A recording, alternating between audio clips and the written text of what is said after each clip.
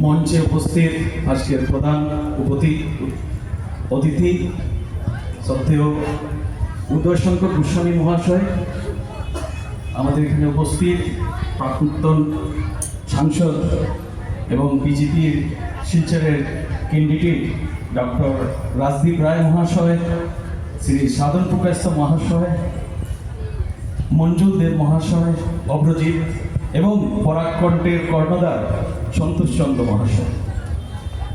আজকে আমি প্রথমে সকলকে নতুন বছরের শুভেচ্ছা ভালোবাসা জানাই এবং গুরুজনদের জানাই আমার প্রণাম এবং ছোট কচি বাচ্চাদেরকে জানাই আমার প্রাণ ভরা শুভেচ্ছা ভালোবাসা।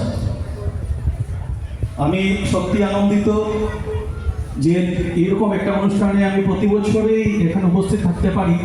সেটা আজকে সন্তোষ চন্দ্র মহাশয় একজন আমরা কি বলবো, একজন বিশাল বড় এই সাংগঠনিক দিক দিয়ে তো অনেক কাজ করে যাচ্ছেন। আমরা জানি পরাগকণ্ঠ মতন একটা পত্রিকাকে দীর্ঘদিন 22 বছর যাবৎ চালিয়ে নেওয়া একটা বিশাল ব্যাপার। আমরা জানি একটা পত্রিকা চালাতে গেলে কি এরকম অসুবিধা হয়, তথাপি ওনার উদ্যোগে যে আমরা বর্ষবরণ প্রতি বছর যে বর্ষবরণ অনুষ্ঠানটা আমরা এই যে আনন্দ উপভোগ করতে পারি, সত্যি আমরা অন্তরের অন্তঃস্থল থেকে ওনাকে ধন্যবাদ জানাই। কারণ আজকে যদি আমরা বাঙালি, এইখানে বেশিরভাগ বাঙালিরা আমরা আছি, কিন্তু গোটা কয়েক একটা অনুষ্ঠান হয় নামমাত্র বললেই চলে, কিন্তু সাধারণত আমাদের এই পরাগকণ্ঠ গোষ্ঠী আমাদের প্রতি বছরই এই উদ্যোগ নিয়ে থাকে। সেটা একটা সাধুবাদ, কারণ আমাদের সংস্কৃতি, আমাদের ঐক্য, আমাদের কৃষ্টিকে যদি এগিয়ে নিয়ে যেতে যায়, আমাদের আগামী প্রজন্মের কাছে যদি পৌঁছে দেওয়া যায় আমাদের কৃষ্টি সভ্যতা কীভাবে আমাদের সংস্কৃতিকে, নিশ্চয়ই এই একটা অনুষ্ঠান ইতিবাচক একটা দিক পায়, সারা পায় ছাড়া। কারণ বর্তমান প্রজন্মের আমরা যারা ছেলেমেয়েরা সাধারণত বাংলা তো কমই আমরা পড়াশোনা করি, কিংবা আমরা গার্জিয়ানরাও চাই না যে আমাদের ছেলেমেয়েরা বাংলা সাবজেক্ট নিয়ে পড়াশোনা করি। তাই আমরা ধীরে ধীরে ইংরেজিমুখী হচ্ছি। আমরা যেভাবে 31 ডিসেম্বর যেভাবে আমরা খুব হই হুল্লোড় করে আমরা কাটাই, সেই সমানুপাতে সেই অনুসারে কিন্তু আমাদের বাংলার নববর্ষকে এইভাবে আমরা আগমন জানাই না।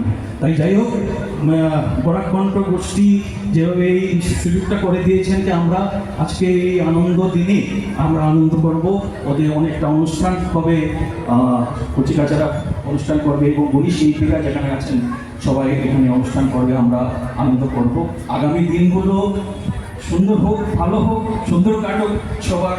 তাই আমি ভগবানের কাছে প্রার্থনা করি যাতে আগামী দিনে আমরা এই অনুষ্ঠানে উপস্থিত থাকি আরও সুন্দর। এবং বর্তমানে যিনি আজকে বিজেপি ক্যান্ডিডেট এখানে আছেন, আমি একজন শিলচরবাসী হিসাবে এবং বাঙালি হিসাবে কিন্তু আমি একটা দাবি রাখবো, আগামী দিনে যে যদি পুরো দিন যাতে একটা অনুষ্ঠান হতে পারে, হোক বা আবার গান্ধীবাগে হোক কিভাবে অন্য কোনো জায়গায় হোক, আমরা এখানে বৃহৎ অঞ্চলে আমরা বাঙালির বাস, কেন আমরা এইভাবে একটা দিন আমরা উদযাপন করতে পারবো না যেখানে স্টল হবে, পুরো দিনটা আমরা হই হুল্লোড় করবো। তাই আমি আমাদের আগামী দিনে আমরা ভাবি এখানে বিধায়ক আমি ভাবছি ওনাকে সামনে আমি সেই আবদারটুকু রাখলাম শিলচরবাসীর পক্ষ থেকে যে আমি আপনারা সব সহমত কি পুরো দিনটা এইভাবে একটা হোক, সারাদিন এইভাবে কোনো গান্ধী মাঠে যদি এইভাবে খুব সুন্দর একটা যদি স্টল লাগে, যদি সবাই আমরা আনন্দ করতে পারি, খুব সুন্দর হবে। তো তাই থ্যাংক ইউ, সবাইকে অনেক অনেক ধন্যবাদ।